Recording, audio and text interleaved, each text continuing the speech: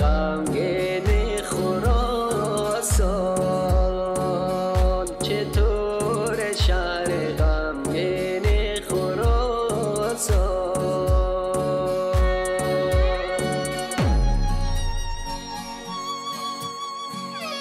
دوباره رنج ما بسیار گردید، هراتم زخمی و افکار گردید، هراتم زخمی و افکار گردید.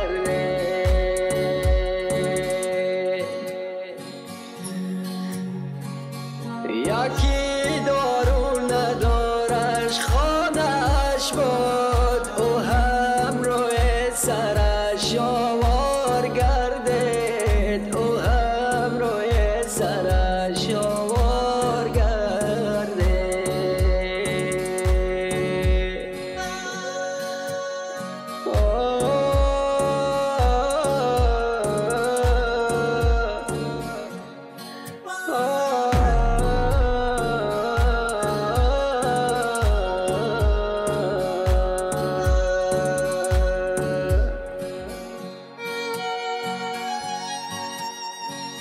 غمگین و خسته است روح و روانت، به خواب یکسان شده پیر و جوانت.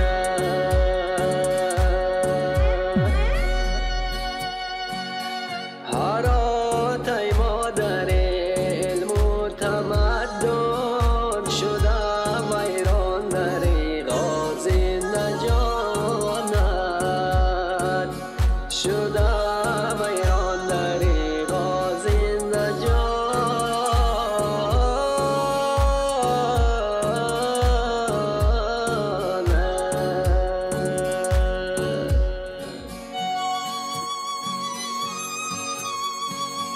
دوباره رنج ما بسیار گردید، هراتم زخمی و افکار گردید، هراتم زخمی و افکار گردید.